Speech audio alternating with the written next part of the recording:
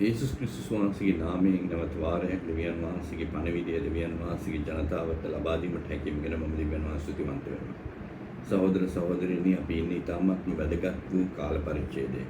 විශේෂයෙන්ම දෙවියන් වහන්සේ විසින් අප උදෙසා සූදානම් කරලා තියෙන මාර්ගය සහ දෙවියන් වහන්සේ සූදානම් කරලා තියෙන ආශිර්වාද අත්දැකීමට සූදානම් කරපු කාලයක් හැටියට මම මේ පරිච්ඡේදයේ මේ කාල පරිච්ඡේදය දකින්නේ. විශේෂයෙන්ම පසුගිය මාස දෙකමාර ඇතුළත මට පෞද්ගලිකව මම හිතන ඔබ සුවදරණත් ඒ වගේ තමයි. දෙවියන් වහන්සේ වෙතට අපි කිට්ටු වෙලා ලං වෙලා දෙවියන් වහන්සේ සමග ඊ타ත්ම දෙවියන් වහන්සේගේ වචනේ තියෙන රහස අවබෝධ කරගෙන දෙවියන් වහන්සේගේ මාර්ගයේ දෙවියන් වහන්සේට අවශ්‍ය විදිහට ගමන් කිරීමට අපිට ශක්තිය සහ දෙවියන් වහන්සේගේ කරුණාව අපිට ලබා දීලා තියෙනවා.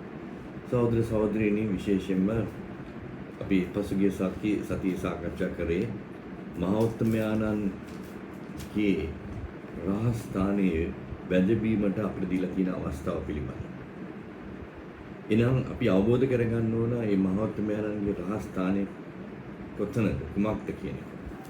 ඒ රහස් ස්ථානයේ හරියට අවබෝධ කරගත්තොත් අපිට ඒ රහස් ස්ථානයට නික්ම යන්න පුළුවන්. රහස් ස්ථානය තුල වැජෙන්න පුළුවන්. ඒ රහස් ස්ථානය තුල සිට අපිට ක්‍රියාත්මක වෙන්න පුළුවන්. විශේෂයෙන් මම වචන කීපයක් ඉදිරිපත් කිරීමට බලාපොරොත්තු වෙන උදැසන්ම අපි කියමු නික්ම යාම පොතේ 24 වෙනි පරිච්ඡේදයේ 12 වෙනි වගන්තිය. ස්වාමීන් වහන්සේ මෝසස්ට කියනසේ මා ළඟට කන්දට ඇවිත් මේ හිටපන්නේ නුඹ ඔවුන්ට ගන්නවන පිණිස මා ලියු ගල්ලැයි දෙකද ව්‍යවස්ථාවද අඥාවද නුඹට දෙන්නෙමයි කීසේ. නැවත වාරයක් කියවමු. නික්මයන් පොතේ 31:18. උන්වහන්සේ යන්නේ කන්ද සිටදී මෝසම කතා කර කෙළවර වූ කල දෙවියන් වහන්සේගේ ඇඟිල්ලෙන් ලියන ලද ගල්ලෑලි වූ සාක්ෂිය ලෑලි දෙක උට දුන්සේක. එනත බාරය 32 නික්මයන් පරිච්ඡේද 32 15 සහ 16. එවිට මෝසස් හැරි තමන් අනිත් සාක්ෂියේ තමන් අතින් සාක්ෂියේ ලෑලි දෙක රැගෙන කන්දෙන් බැස්සේ. ඒ ලෑලි දෙපැත්තේ ලියා තිබුණේය. ඒවා එක පැත්තකද අනිත් පැත්තද ලියා තිබුණේය. ඒ ලෑලි දෙවියන් වහන්සේගේ කර්මාන්තය. ලෑලි පිට කොටන ලද ලියවිල්ලද දෙවියන් වහන්සේගේ ලියවිල්ලද විය. 34 නික්මයන් 34 1 සහ 2 සහ 27 ස්වාමීන් වහන්සේ මෝසස්ට කියනසේක පළමු ඒවා වැනි ලෑලි දෙකක් කපා ගන්න. ඔබ විසින් බින්ද පළමු ලෑලි වල තිබුණු වචන ඒ ලියන්නේ. අලියම් වේලේදී සැදී සිට උදේම සයිනායි කන්දර නැගී ඒ කන්ද මුදුනේ මා ඉදිරි ස්ටෙප් පෙනී සිටිනවා. 27 සහ 28. තවද ස්වාමීන් වහන්සේ මෝසස්ට කතා කොට මේ වචන ලියා ගන්න. මක් නිසාද මේ වචන ලෙස මම නුඹ සමග ඊශ්‍රායල් සමගද ගිවිසුමක් එළඹී කීසේක. ඔව් දවස් 40ක් සහ රාත්‍රී 40ක් කෑම නොකා වතුර නොබී ස්වාමීන් වහන්සේ සමග සිටිසේක. උන්වහන්සේ ගිවිසුමේ වචනය වන ආඥාදායක ලෑලිවල ලියා දුන්නේ. පස්සේ අපි කියමු ඊට පොතේ දිට්ඨ කතාවේ 8 වෙනි පරිච්ඡේදයේ 3 වෙනි වචන. ස්වාමීන් වහන්සේ මනුෂ්‍ය ජීවත්වන රොටි වලින් පමණක් නොව බවත් ස්වාමීන් වහන්සේගේ මුඛයෙන් නික්මවන සියල්ලෙන් මනුෂ්‍ය ජීවත්වන බවත් මම ඔබට හඳුනා දෙන්නේ. සහෝදර සහෝදරියනි, අපි මොහොතකට මෙතනින් නවතලා අපි වටහා ගමු කරුණු කීපයක්. පළමු දේ තමයි සහෝදර සහෝදරියනි, ඊශ්‍රායල් ජනතාව ඊජිප්තු දේශයේ අවුරුදු 400ක් වහලුම් හැටියට කල්ගත කරනවා. වහල් භාවය කියන්නේ තාමත්ම දුෂ්ට ක්‍රියාවලියක්. තාමත්ම දුක්ඛදායක ක්‍රියාවලියක්. වහලෙක් බවට පත් වෙනවා කියන්නේ. නිදහසක් නෙවෙයි. ඊට අමතරව මේ වහලුන් හැටියට ඊශ්‍රායල් ජනතාව එදා සිටපු ලෝකයේ ජාතීන් අතර පහත්ම ජාතිය බවට පත් වුණා. පහත්ම ජාතීන් බවට පත් වුණේ වහලුන් නිසා ඔවුන්ට අධ්‍යාපනයක් ලැබුණේ නැහැ.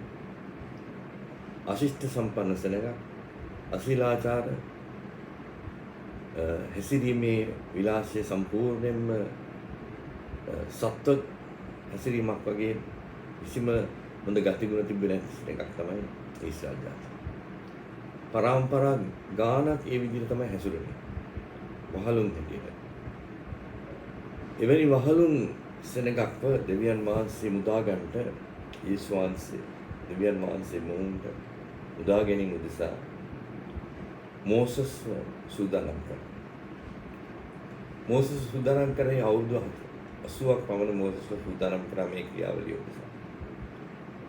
අවුරුදු 40ක් පාරාවගේ නිවසේදී තවත් අවුරුදු 40ක් කාන්තාරයේදී මෝසස් සූදානම් කළ මෝසස් වෙව්වා ඊජිප්ත දේශයට. මේ වහල් භාවයෙන් මේ ඊශ්‍රායල් සෙනඟ මුදවා ගැනීමට දෙවියන් වහන්සේගේ මහෝත්තම හස්තයක් අති විශාල මාස්කමුත් මාර්ගයෙන් මේ ජනතාව පාරෝගේ ග්‍රහණය මුදවගත්තා.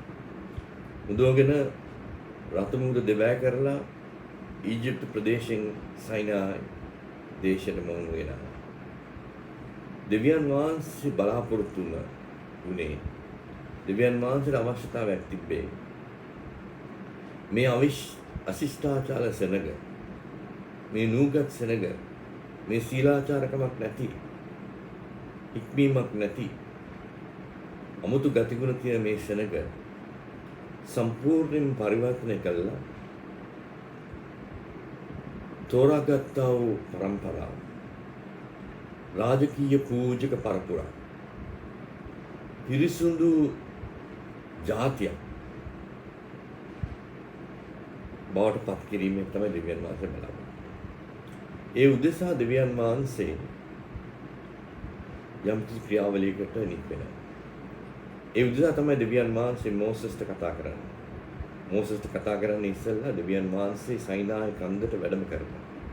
මුළු සයිනායි කන්දම ගිගුරුම් ලවලා, විදුලි කොටලා, ගිගුරුම් ලවලා ගින්නෙන් මුළු කන්දම ඇවිලෙනවා. දුමකින් කන්දම වැසී යනවා. එවැනි අවස්ථාවක දෙවියන් වහන්සේ මෝසස්ට කතා කරලා කන්ද මුදුනට එන්න කියනවා. මෝසස් කන්ද මුදුනට යනවා. සෙනඟට කියනවා මේ ප්‍රදේශයෙන් ඈත් වෙන්න කියලා. දෙවියන් වහන්සේගේ අභිමුඛය අත්දැකීමට මෝසස්ට විතරයි සැලසුවේ. දෙවියන් වහන්සේගේ අභිමුඛය කියන්නේ දෙවියන් වහන්සේගේ පරිමාණයක්. අපි සාකච්ඡා කරමින් හිටිය පරිමාණ ගැන. දෙවියන් වහන්සේගේ පරිමාණයක අත්දැකීමට මෝසස්ට අවස්ථාව දුන්නා. දෙවියන් වහන්සේ ඒ සයිනායි කන්දට නික්මීමදී මුළු කන්දම ඉදරලා කන්ද ගිනි ජාලා බවට පත් වෙලා දෙවියන් වහන්සේ මෝසස්ට කන්දට එන්න කියලා. මෝසස් කන්දට එන්න කියලා දෙවියන් වහන්සේ මෝසස්ට දවස් 40ක් සහ රාත්‍රී 40ක් ඒ කන්දේ. මෙතනදී අපි දකිනවා කරුණු කීපයක්. දෙවියන් වහන්සේ මෝසස්ට කතා කරලා එන්න කියලා කියන්නේ මොකටද? දෙවියන් වහන්සේ කියනවා මේ ජනතාවගේ ඉගැන්වීම උදෙසා, මේ ජනතාව පරිවර්තනය කිරීම උදෙසා, මේ ජනතාව වෙනස් කිරීම උදෙසා, ශිෂ්ට සම්පන්න කිරීම උදෙසා, සීලාචාර කරන උදෙසා, වැදගත් කිරීම උදෙසා, පරිණත ජාතියක් බවට පත් කිරීම උදෙසා මම යම් දෙයක් බොවෙත දෙවියන්ට කැමැතියි. ඒ නිසා තමයි එතුමා කියන්නේ මාගේ ආඥාව, මාගේ නීති, මාගේ රෙගුලාසි, මාගේ අනපනත් මම නුඹට දෙනවා. ඒ ලබා ගන්න ඉන්න. ඒ ලබාගෙන මෙවුන්ට ඒ විදිහට මේ කටයුතු කරන්න ගොඩන්න. ඒකට අපි මෙතන කියපු වචන වලින් මම පැහැදිලි කරන්න ඕන. පළමුව මෝසස්ට දෙවියන් වහන්සේ එන්න කිව්වා. එවිලා කිව්වා මොකටද මම උඩ එන්නේ කිව්වේ. ඒක පැහැදිලි කරා. පැහැදිලි කරලා පස්සේ දෙවියන් වහන්සේ දවස් 40ක් රාත්‍රී 40ක් මෝසස් සමග මූණට මූණලා කතා කරනවා. කතා කරනව පමණක් නෙමෙයි දෙවියන් වහන්සේ ඔහුට යම් දේවල් පැහැදිලි කරනවා. යම් දේවල් ඉරුදරව කරනවා. යම් දේවල් පෙන්වලා දෙනවා. යම් දේවල් ප්‍රකාශ කරනවා. මෙවැනි ක්‍රියාවලියක් ගියා දවස් 40ක් සහ රාත්‍රී 40ක්. ඒ ක්‍රියාවලිය නිම වුණාට පස්සේ බයිබලයේ සඳහන් කරනවා දවස් 40ක් රාත්‍රී 40ක් දෙවියන් වහන්සේ මෝසස්ට යම් දේවල් පහදලා දෙනවා. යම් දේවල් ඉදරව කරනවා. යම් දේවල් ප්‍රකාශ කරනවා. යම් දේවල් පෙන්눔 කරනවා. ඒ හැම දෙයක්ම කරාට පස්සේ අපි දකිනවා දෙවියන් වහන්සේ යම් විශිෂ්ට දෙයක් කරනවා. මොකද්ද?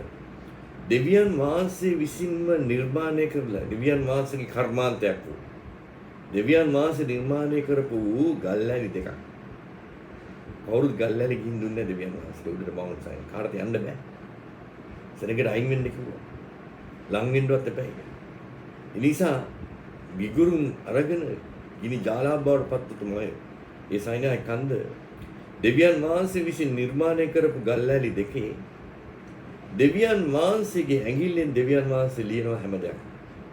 මෝසස්ට කියපු දේවල්, මෝසස්ට ප්‍රකාශ කරපු දේවල්, මෝසස්ට ගන්නපු දේවල් දෙවියන් වහන්සේ ප්‍රකාශ කරමින් සිටිනවා. ඒ ප්‍රකාශ කරපු දේවල් දෙවියන් වහන්සේගේ ඇඟිල්ලෙන් දෙවියන් වහන්සේ විසින් නිර්මාණය කරපු ඒ ගල්ලැලි දෙකේ ලියනවා. තව විශිෂ්ටත්වයක් තියෙනවා. ඒ ගල්ලැලි දෙකේ දෙපැත්තෙම ලියන්නේ. එක පැත්තක විතරක් නෙවෙයි. ගල්ලැලි දෙකේ දෙපැත්තෙම ලියනවා. එක පැත්තක් ලියලා ඊට පස්සේ අනිත් පැත්ත ලියනවා. ඊට පස්සේ අනිත් පැත්ත.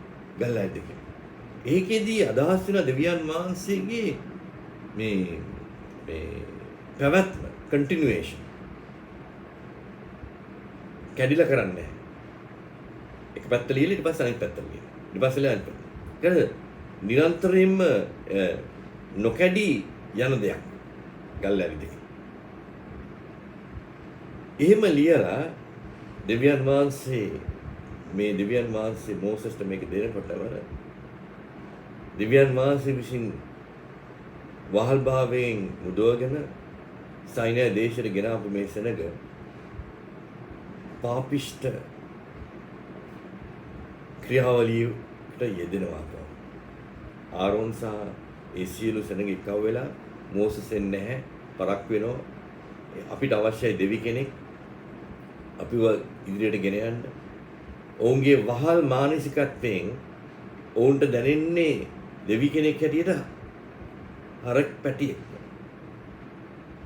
පැටියෙක්ගේ මානසිකත්වය අනුව ඔවුන් හරකෙක් දෙවියන් වහන්සේ කරගෙන නමස්කාර කරන්න පමණක් නෙමෙයි අශීලාචාර විදියට නැවත වාරයක් හැසිරෙන්න පටන් ගත්තා. අශීලාචාර වැඩ කරන්න පටන් ගත්තා. නූගත් විදියට ක්‍රියා කරන්න පටන් ගත්තා. නොවැදගත් විදියට කටයුතු කරන්න පටන් ගත්ත දෙවියන් වහන්සේ කිව්ව මේ මාසෙ මුදවාගෙන ආපු සෙනග මෝසස් ටිකව ගිහින් බලන්න. වහාම යන්න. මෝසස් දෙවියන් වහන්සේ විසින් නිර්මාණය කරපු ගල්ලැලි. දෙවියන් වහන්සේගේ ඇඟිලි වලින් ලියපු ගල්ලැලි. දෙවියන් වහන්සේ දෙපැත්තම ලියපු ගල්ලැලි අරගෙන පල්ලෙහාට යනකොට මේක දැක්කහම මෝසස්ගේ කේන්තිය ප්‍රගුණ වෙනවා. මෝසස් මේ ගල්ලැලි දෙක විනාශ කරනවා. ගොළුවේ ගහලා සීකර යනවා.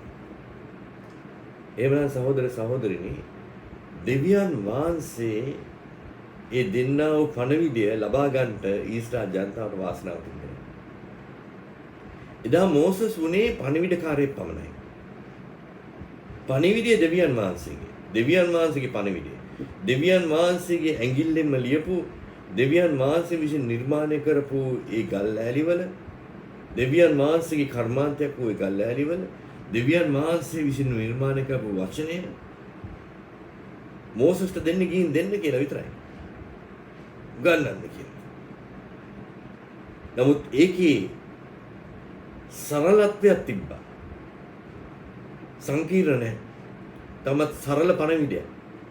ඍජුවම දෙවියන් වහන්සේගෙන් සෙනගට මෝසස් අතරමැදියෙක් පමණයි.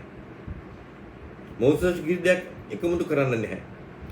දෙවියන් වහන්සේගේ පණිවිඩය තාමත් සරල ලෙස ජනතාවට ප්‍රකාශ කිරීම තමයි දෙවියන් වහන්සේ මෝසස්ට සූදානම්. නමුත් ඒ අවස්ථාව සම්පූර්ණයෙන්ම නැති වෙලා ගියා. අපි කියව දෙවෙනි වතාවට නැවත වාරයක් දෙවියන් වහන්සේ විනිශ්චය කරා ඒ කටයුතු කරපු සියලු පාපයට නියුතු කියලා දෙනා විනාශ කළා. දෙවියන් වහන්සේ හිතනවා මේ සෙනග මම ගෙනාවා නැවත වාරයක් මම මේ සෙනගට මම බලාපොරොත්තු දෙයක් කරන්න ඕන. නිසා නැවත වාරයක් දෙවියන් වහන්සේ මෝසස්ට කියනවා නැවත වාරයක් නුඹ කන්දට එන්න. නැවත වාරයක් නුඹ කන්දට ඇවිල්ලා මේ අවස්ථාව ටිකක් වෙනස්. මේ අවස්ථාව වෙනස් වෙන්නේ ගල්ලෑලි දෙවියන් වහන්සේ නිර්මාණය කරලා පිළිවෙල නෙමෙයි. මෝසස් කිව්වා නුඹ පල්ලෙහෙන් ගල්ලෑලි දෙයක් ගේන්න. මෝසස් සහ මිනිසයා විසින් නිර්මාණය කරපු ගල්ලෑලි දෙකක අරගෙන උඩට එන්න කිව්වා. මේ අවස්ථාවේදී දෙවියන් වහන්සේ පොරොන්දු වුණත් දෙවියන් වහන්සේ ලියන්නේ ගල්ලෑලි වල දෙවියන් වහන්සේ මිනිසයාගේ නිර්මාණය කරපු දෙයකට හවුල් වෙන්නේ. දෙවියන් වහන්සේ සුපුරුසුදු ප්‍රබල නිර්මාණත්වයේ කර්තෘ නිර්මාණත්වයේ කර්තෘ තමයි දෙවියන් වහන්සේ. අපිරිසිදු දෙයක් තුල දෙවියන් වහන්සේ පිරිසිදු හස්තේ දාන්නේ. දෙවියන් වහන්සේ නිර්මාණය කරපු දෙයක තමයි දෙවියන් වහන්සේගේ හස්තේ දාන්නේ. දෙවියන් වහන්සේ ඇඟිලි දාන්නේ. ඒක ගිනාවට පස්සේ දෙවියන් වහන්සේ කිව්ව මෝසස් දැන් නුඹ මම කියන දේ ලියා ගන්න. නැවත වාරයක් දවස් 40ක් රාත්‍රී 40. මේ බයිබලයේ තියෙන පළමු පොත් පහ මෝසස් ලිව්වේ ඒ දෙවියන් වහන්සේ දුන්නා වූ ඒ පණිවිඩය මෝසස් තමයි ලිව්වේ. ඒතර මෝසස් ඒ ලියපු ලියවිල්ල අර පළමු ලියවිල්ලට වඩා ටිකක් වෙනස්. දර සංකීර්ණත්වයක් ඇති වුණා. පළමු ලියවිල්ල ඉතාම සරලයි. දෙවියන් වහන්සේගේ ඇඟිල්ලෙන් කැඩී බිඳී නැති කන්ටිනියුේෂන් එකක් තිබ්බා. සරල සම්බන්ධයක් තිබ්බා. ඍජු සම්බන්ධයක් තිබ්බා. දෙපැත්තම ලියලා තිබ්බා. එක පැත්තක විතරක් නෙමෙයි. දෙවියන් වහන්සේගේ ඇඟිල්ලෙන් ලියලා තිබ්බා. දෙවියන් වහන්සේ දන්නේ මොකද්ද කොතනද එන්න ඕන කියලා. ඒත් මෙතන මෝසස් ලිව්වහම මෝසස් ඔහුගේ දැක්ක දේ, ඔහුට ඇසුණ දේ, ඔහු දෙවියන් වහන්සේ කියපු දේ ඔහුගේ හැකියාව අනුව ඔහු ලිව්වේ. ඔහු ලිවීමේදී ඒ කියපු දේවත් ඉරිදව කරපු දේවලුත් ප්‍රකාශ කරපු දේවලුත් දැක්ක දේවලුත් මෝසස් ලිව්වේ ඉතාමත්ම සංකීර්ණ විදියට. මෝසස් ලිවීමේදී ඒ සත්‍ය හංගවලා තියෙන එක ඇතුලේ. හරි සත්‍ය හංගවලා තියෙනවා. ඒ නිසා තමයි සහෝදර සහෝදරිනි අද දක්වා මේ තෝරා නැත්නම් බයිබලයේ පොත් පහ පළමු පොත් පහ උත්පත්ති පොතේ ඉඳන් ඒ පළමු පොත් පහ ඊශ්‍රායල් ජනතාවටත් මේක අවබෝධ කරගන්න ලොකු ප්‍රශ්නයක් ඇති වුණා. ඒ නිසා තමයි නිරන්තරයෙන්ම වුන් වැරදි දෙයක් ඒක අතේ තියාගෙන වැරදි දෙයක් කරන්නේ. ඔවුන්ගේ අතේ මේ බයිබලයේ තියාගෙන විද්‍යාවන්ගේ වචනේ තියාගෙන වැරදි දෙයක් කරනවා. නිරන්තරයෙන්ම ඒ දෙවියන් වහන්සේට කරන්න වුණා අනාගත වතුරුන් ඇවිල්ලා නැවත වාරයක් දෙවියන් වහන්සේගේ වචනේ පැහැදලා දෙන්න. පහදලා දෙනවා ඔවුන් ඒක කරනවා ඊට පස්සේ ආපහු වෙනස්. අපිට හිතා ගන්න පුළුවන් මේ බයිබලයේ පැහැදිලිව සඳහන් කරනවා මේ පරණ ගිවිසුමේ සා විශේෂයෙන්ම මේ පළමු පොත් පහේ යේසුස් වහන්සේගේ පැමිණීම පිළිබඳව. මෝසස් විසින්ම කිව්වා මම වාගේ පුද්ගලයෙක් මුදවා ගැනීම උදෙසා ඉදිරියට යනවා කියලා. මම වාගේ. ඒක උන්ට අවබෝධ කරගන්න. ඒසාය පොතේ 53 වෙනි පරිච්ඡේදයේ ක්‍රිස්තුස් වහන්සේ පිළිබඳ පැහැදිලි අවබෝධයක් දුන්නා. නමුත් ක්‍රිස්තුස් වහන්සේ වුන් ඉදිරියේ ඉන්නකොට උන්ට අවබෝධ කරගන්න බැරි වුණා. දෙවියන් වහන්සේගේ වචනේ පැහැදිලිව හැම දෙයක්ම කියලා තිබ්බ ක්‍රිස්තුස් වහන්සේගේ පැමිණීම පිළිබඳ ඒ පිළිබඳ එළිදරව් උන්ට ලබා ගන්න බැරි වුණා. පරිසුබුරු සදිසුබුරු. යෝහන් බෞස්ව උන්ට සදාන් කරා. ඕගෙන සදාන් වෙනවා.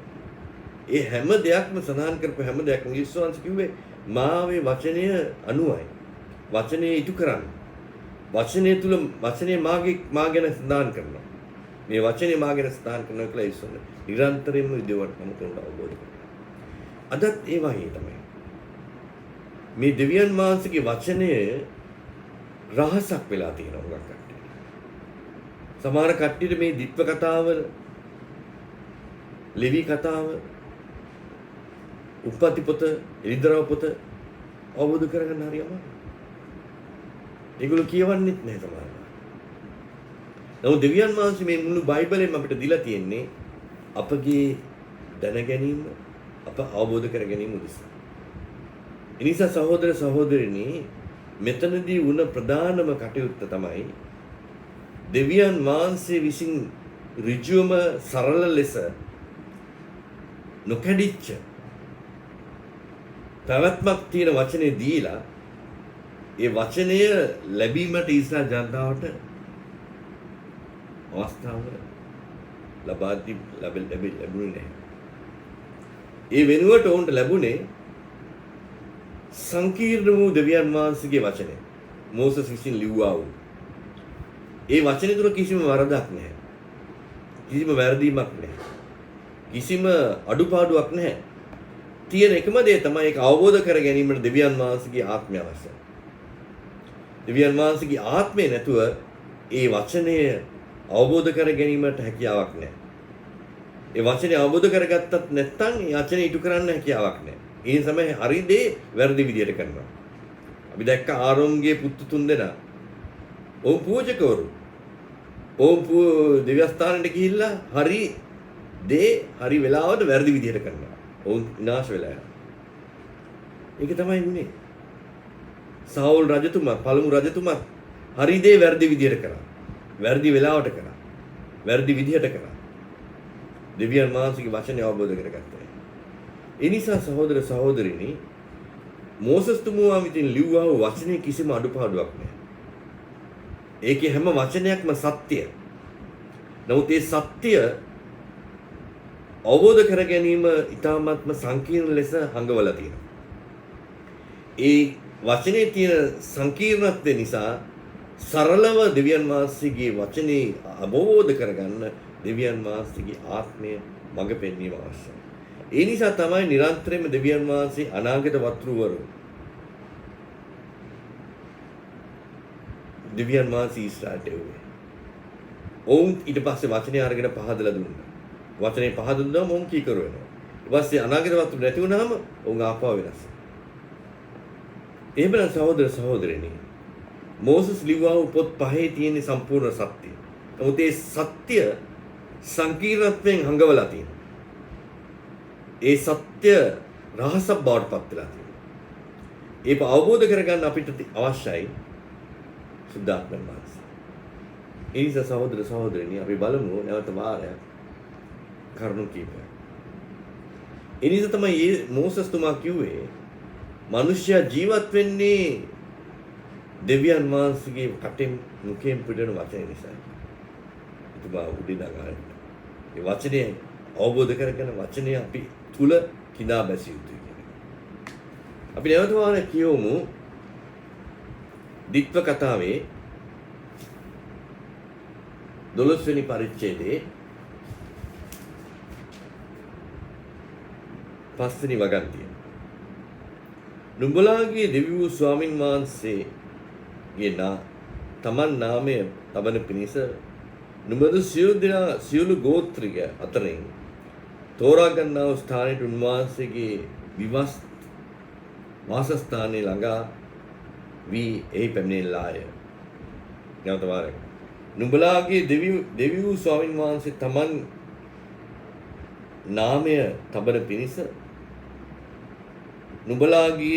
නුඹලාගේ සියලු ගෝත්‍ර අතරින් තෝරා ගන්නා වූ ස්ථානය වන උන්වහන්සේගේ වාසස්ථානයට ළඟා වී එහි පැමිණෙන්නේ. 11 වෙනි වගන්තිය සහ 12 වෙනි පරිච්ඡේදය 11 නුඹලාගේ දෙවි වූ ස්වාමින් වහන්සේ තමන්ගේ නාමය පිහිටුවන්ට තෝරාගත්තා වූ ස්ථානයට මා විසින් නුඹලාට අනකරන නුඹලාගේ දවන පූජාවද යාග පූජාවද දසෙන් කොටසද නුඹලා අතේ දෙසවීමද පූජාව නුඹලාගේ කැමැත්තෙන්ම වෙන්නා වූ නුඹලාගේ සියලු විශිෂ්ට බාරදීම්ද ගෙනවොත් නුඹලාගේ පුත්‍රයෝද දුවරුද ඒ සියලු දෙනු ලැබේ. ඒ ස්ථානෙට පැමිණීම. දැන් මෙතනදී සඳහන් කරන ධම්මත් වැදගත් දෙයක් තමයි මෙතන. මොකද්ද කියන්නේ? දැන් ඊශ්‍රායල් ජනතාවට අවබෝධ කරගන්න බැරුණා දෙවියන් වහන්සේ කවුද කියන එකත් දෙවියන් වහන්සේගේ ළඟට පැමිණීමත් දෙවියන් වහන්සේගේ අතර සම්බන්ධයක් ඇති කිරීම. ඒ නිසා ඔවුන්ට අවශ්‍ය වුණා මේ වටපිට අනෙක් ජාතින් කරන විදිහට ඔවුනුත් දෙවියන් වහන්සේ නමස්කාර කරනවානේ. ඔවුන් ගිහිල්ලා ගස් වලට ගල් වලට නමස්කාර කරනවා. නැත්තම් පිළිම වලට නමස්කාර කරනවා. එවැනි යම්කිසි යම් ස්ථානයක් ඔවුන්ට අවශ්‍ය වුණා.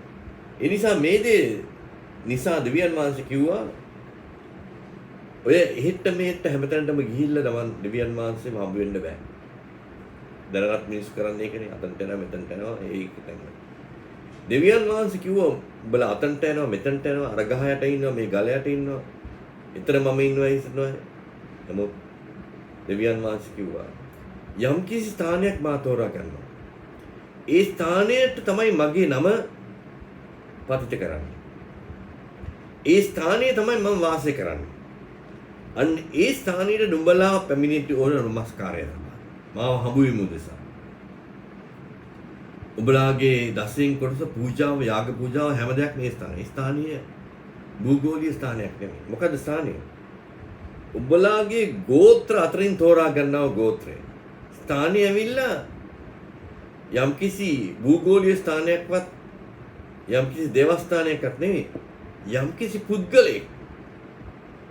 එන ගෝත්‍රය ලෙවි පරපුරට තමයි දෙවියන් වහන්සේ කිව්වේ පූජාවන් ගේන්න කියලා.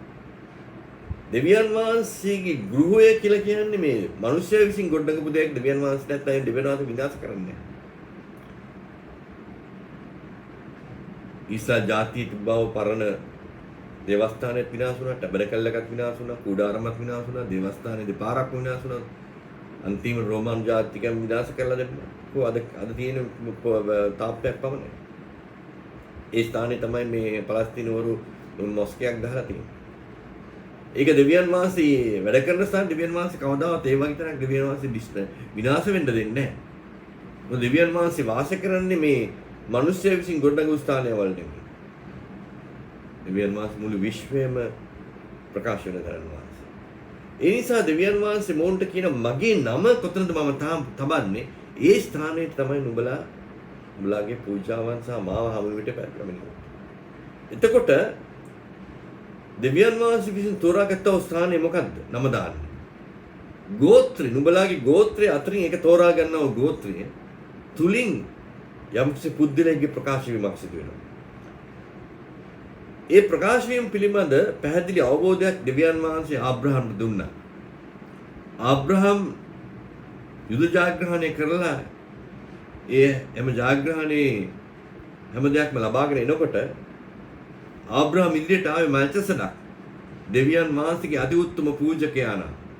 පටන් ගැනීමක් හා අවසානයක් නැති දෙවියන් වහන්සේගේ පූජකයාණන් මල්චසඩක්. තමයි දෙවියන් ආබ්‍රහම් තුමා ඔහුගේ බාර ඔප්පු කරේ. උඩ පටන් ගැනීමක් නැහැ අවසානයක්. එවැනි පුද්ගලයෙක්ගේ ඉදිරි පැමිණීම පිළිබඳ එළිදරව්වක් තමයි දෙවියන් වහන්සේ ආබ්‍රහම්ට දුන්නේ. ඒ වගේම මෙන්න මේ වචනේ ඊශ්‍රායල් ජනතාවට කිව්වේ මෙන්න මේ තෝරා ගන්නා වූ ගෝත්‍රය තුලින් ඉදිරියට එන්නා වූ තනත්තාට දෙවියන් වහන්සේගේ නම තබන්නා වූ තනත්තාට තමයි වහන්සේගේ බුලාගේ පූජාව ලැබෙන්නේ. එතනදී අපි දන්නවා හිතෝපදේශي 10 වෙනි 18 වෙනි පරිච්ඡේදය. හිතෝපදේශي 18 වෙනි පරිච්ඡේදයේ 10 වෙනි මගන් ටික. ස්වාමින් වහන්සේගේ නාමයේ බලකොටුවක්.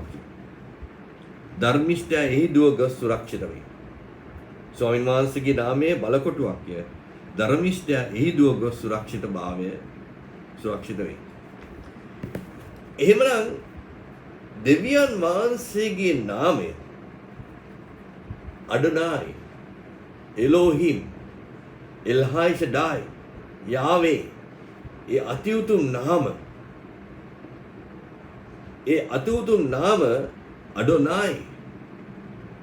එලෝහිම් එල්හායි ෂඩායි යාවේ නමින් ප්‍රකාශ වෙනා දෙවියන් වහන්සේ යම්කිසි ප්‍රකාශ වීමක් අවශ්‍ය වුණා.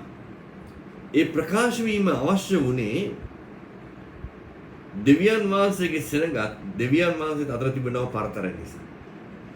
පාපිෂ්ඨ වූ සෙනඟක් අති උතුම් පිරිසුදු වූ දෙවියන් වහන්සේ අතර තියෙන පරතරය. දෙවියන් වහන්සේගේ හඬ ඇසීමට ඔවුන් ඒ තරම් පිරිසුදු නැහැ. හඬ ඇසීමට සුදුසුකම් ලැබලා නැහැ. හඬ ඇසීමට තියෙන තන ක්‍රමයේ සිටින්නේ. දෙවියන් වහන්සේ දුන්න වචනය ලබාගෙන ඒක අහගන්න බෑ හරියට. වචනේ අතේ තියාගෙන වචනේ දරගන්න බෑ. එවැනි අවස්ථාවක් තමයි හිටියේ. ඒ නිසා තමයි දෙවියන් වහන්සේ ඒසාය පොතේ පළමු පරිච්ඡේදයේ 18 වෙනි වගන්තිය කියනවා. ඉතින් වරෙල්ලා අපි කාරණා කතා ගන්නගමු. ස්වාමීන් වහන්සේ කියනසේක. නුඹලාගේ පව් රතු පාට මෙන් තිබෙන නමුත් ඒවා හිමෙන් සුදු වෙන්නේය. ඒවා ලක්ෂාවෙන් රතුව තිබෙන නමුත් සුදු ලොම්ෙන් වෙන්නේය. දෙවියන් වහන්සේ කියනවා යම්කිසි ස්ථානයකට එන්නේ. ඉතින් වරෙල්ලා යම්කිසි ස්ථානයකට එන්නේ කියනවා. අපි මේවා කතා කරගන්න. නුඹලාගේ දෙවියන් වහන්සේ ස්වාමීන් වහන්සේ කියන නුඹලාගේ පව් රතු පාට මෙන් තිබෙන නමුත් ඒවා හිමෙන් සුදු වරන්න අවශ්‍යයි. ඒවා ලක්ෂාවෙන් රතුව තියෙන නමුත් සුදු ලොම්ෙන් බවට පත් වෙන අවශ්‍යයි. දෙවියන් වහන්සේ කියන මේක තමයි අවශ්‍යතාවය. මේ දේ ඉටු කිරීම උදෙසා යම් කිසි ස්ථානයක දෙවියන් වහන්සේ සූදානම් කරලා තියෙනවා. ඒ ස්ථානෙට පමණයි දෙවියන් වහන්සේ කියන මගේ නම මම ප්‍රකාශ කරන්නේ.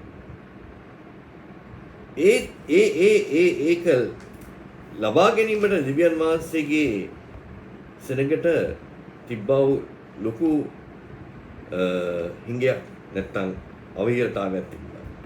ඒ නිසා තමයි දෙවියන් වහන්සේ ඒසා මාර්ගයෙන් නැවත වාරයක් දෙවියන් වහන්සේනකට කියන්නේ 55 වෙනි පරිච්ඡේදයේ. මක්නිසාද මාගේ යෝජනා නුඹලාගේ යෝජනා නොවේ. මේක ඉංග්‍රීසි භාෂාවෙන් කියන thoughts කියන්නේ. ඒ කියන්නේ මාගේ සිතුවිලි නුඹලාගේ සිතුවිලි නෙවෙයි. මාගේ මාර්ගය නුඹලාගේ මාර්ගය නෙවෙයි. ස්වාමීන් වහන්සේ කියනසේක. අහස පොළොවට වඩා උසස් තිබෙනාසේක් මාගේ සිතුවිලි මාගේ මාර්ග මාගේ සිතුවිලි නුඹලාගේ සිතුවිල්ලට වඩා උසස්ව තියෙනවා. මාගේ මාර්ගය නුඹලාගේ මාර්ගයට වඩා උසස්. ඒ කියන්නේ පැහැදිලිව කියනවා. අහස පොළොවට තරම් උස වගේම මගේ සිතුවිලි නුඹලාගේ සිතුවිල්ලට වඩා උසස්. මගේ අදහස මං කියන දේ එතරින් ඒ නිසා මේක අවබෝධ කරගන්න බෑ. ඒ අවබෝධ කරගන්න මම ඉන්න ස්ථානෙට මම එන්න අවශ්‍යයි. මම මේ පිටතර පහත් ඉන්න නිසා මේ උසස් ඉන්න දෙවියන් වහන්සේගේ සිතුවිල්ල අවබෝධ කරගන්න බෑ. දෙවියන් වහන්සේගේ අදහස අවබෝධ කරගන්න බෑ. දෙවියන් වහන්සේගේ යෝජනා අවබෝධ කරගන්න මගේ ඉන්නේ පහත් මට්ටමක නිසා. අන්න ඒ දේ කිරීමට උදෙසා තමයි සහෝදර සහෝදරිනි දෙවියන් වහන්සේගේ නාමය ප්‍රකාශ කරන ස්ථානයක් තිබෙනවා. ඒ නාමය ප්‍රකාශ කරන තාණය තමයි අපිට මුදවා ගැනීම සහ අපිට ගැලවීම ලැබීමට අවශ්‍යතාවය. අන්න ඒ ප්‍රකාශ වීම තමයි සහෝදර සහෝදරිනි යේසුස් වහන්සේගේ පැමිණීමෙන් සිදුුනේ. යේසුස් වහන්සේ උපදීමේදී මරියතුමිය වෙතට ගාබ්‍රියල් දේවදූත ඇවිල්ලා කියනවා මහෝත්තම වහන්සේගේ බලයෙන් නුඹ තුලට පුත්‍ර රත්නයක් ඇති වෙනවා. ඒ පුත්‍ර රත්නයට මෙන්න මේ නම තබිය යුතු යේසුස් කියනව නම මක්නිසාද එතුමා ජනතාව පාපෙන් මුදවා ගනී.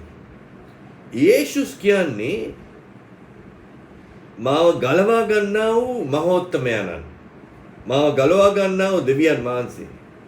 එඩොනායි, එලෝහිම්, එල්හායි ෂඩායි යාවේ කියන්නේ වෙනස් නම්. ඒ දෙවියන් වහන්සේගේ බල මහිමය ප්‍රකාශ වෙන නම්. එඩොනායි, එලෝහිම්, එල්හායි ෂඩායි යාවේ කියන නම් වලින් දෙවියන් වහන්සේගේ වෙන වෙන ගුණාංග බල සම්පන්න භාවය ප්‍රකාශ වෙන නම්. නමුත් දෙවියන් වහන්සේගේ නමක් තියෙනවා. ඒ නම යේෂුවා කියනා වූ නම ඇවිල්ලා මුදවා ගැනීමේ නම. මනුෂ්‍ය පාපේ. ඒ නම ක්‍රිස්තුස් වහන්සේ යේසුස් ක්‍රිස්තුස් වහන්සේට දුන්නේ දෙවියන් වහන්සේ ගාබ්‍රියල්. ඒ නිසා තමයි යේසුස් වහන්සේ කිව්වේ මම දෙවියන් වහන්සේගේ නාමයෙන් මගේ පියාණන්ගේ නාමයෙන් ආවේ. මාගේ පියාණන්ගේ නාමයෙන් තමයි යේසුස් ක්‍රිස්තුස් වහන්සේගේ නාමය අයිති කාට දෙවියන් වහන්සේට. දෙවි පියාණන් වහන්සේ. දෙවි පියාණන් වහන්සේ තමයි මේ නාමය දෙවියන් යේසුස් වහන්සේට දුන්නේ. යේසුස් වහන්සේට මේ නාමය දෙවියන් වහන්සේ තමයි ප්‍රකාශ කරේ ගේබ්‍රියල් තුමා තුලින් මාර්යාට. දෙවියන් වහන්සේට අයිති වූ දෙවියන් වහන්සේ සතු දෙවියන් වහන්සේගේ නාමයක් තමයි පුත්‍රයාට දුන්නේ. ඒ නිසා තමයි යේසුස් වහන්සේ මම පියාණන් වහන්සේගේ නාමයෙන් ආවේ කියලා. ඒ නිසා යේසුස් ක්‍රිස්තුස් වහන්සේ කියන්නේ පියාණන්ගේ නාමය. ඒ නිසා තමයි සහෝදර සහෝදරිනි යේසුස් වහන්සේ නිරන්තරයෙන්ම ඒ නමේ බලවන්තභාවය සඳහන් කරන්නේ. එහෙමනම් සහෝදර සහෝදරිනි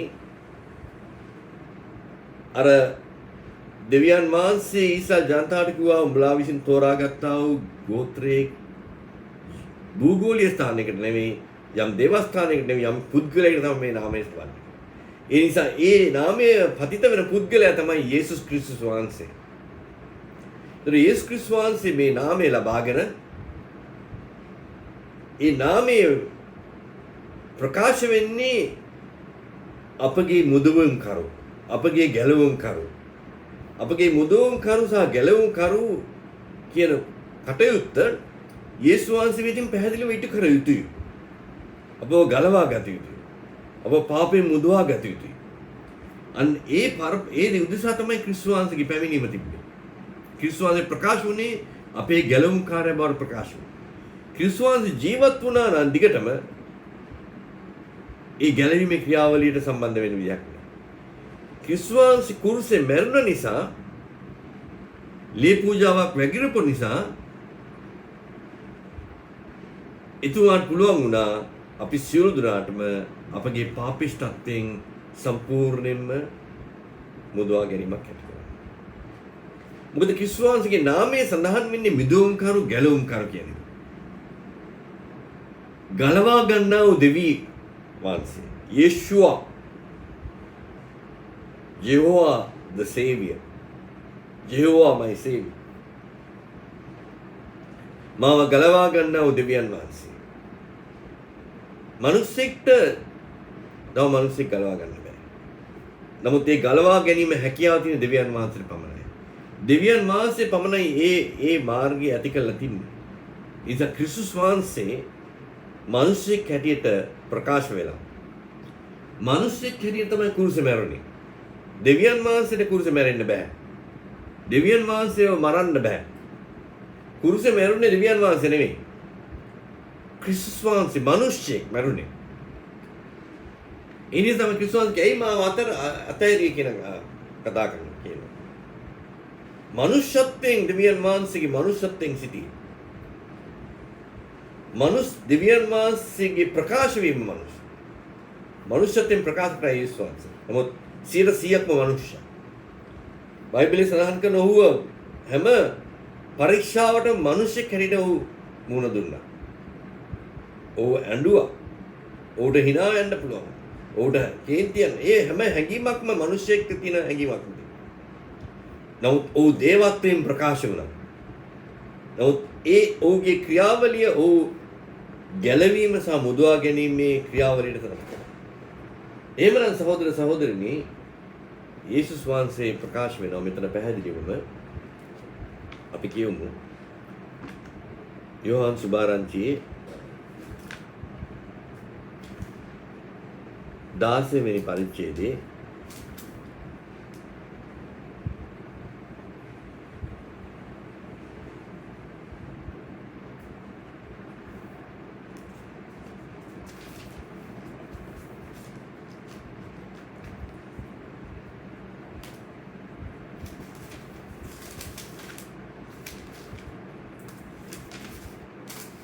16 වෙනි පරිච්ඡේදයේ යෝහාන් සුභාරංචි 16 වෙනි පරිච්ඡේදයේ 27 සහ 28 මක්නිසාද නුඹලා මට ප්‍රේම වූ බැවින්ද මා දෙවියන් වහන්සේ වෙතින් ආභව විශ්වාස කළ බැවින්ද පියාණන් වහන්සේ නුඹලාට ප්‍රේමවන්ත වනසේක. මම පියාණන් වහන්සේ වෙතින් පිටත්ව ලෝකයට ඇවිත් සිටමි. නැවත වාරයක් මම ලෝකයේ අතර පියාණන් වහන්සේ වෙතට යමියයි කීසේක. මම පියාණන් වහන්සේ විසින් ලෝකයා වෙතට ආවා. නැවත වාරයක් මම ලෝකයේ අතර පියාණන් වහන්සේ වෙතට යනවා. ඒ වගේම කියවමු යෝහාන් සුභාරංචියේ පළමුණු පරිච්ඡේදයේ පළවෙනි මාගන්තිය. පටන් ගැනීමේදී වාක්‍යයන් වහන්සේ සිටිසේක.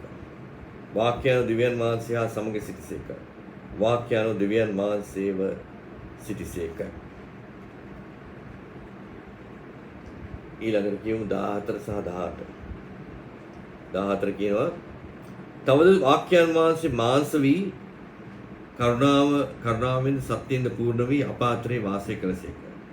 පියාණන් වෙතින් වූ ඒකජාතක පුත්‍රයන් වහන්සේගේ මහිමය වැනි උන්වහන්සේගේ මහිමය දුටු මේ 18 කිසිවෙක් කිසි කලක දෙවියන් වහන්සේ දුටු නැත. පියාණන් වහන්සේගේ ලයේ ඉන්නා වූ ඒකජාතක පුත්‍රයන් වහන්සේ උන්වහන්සේ ප්‍රකාශ වුණසේක.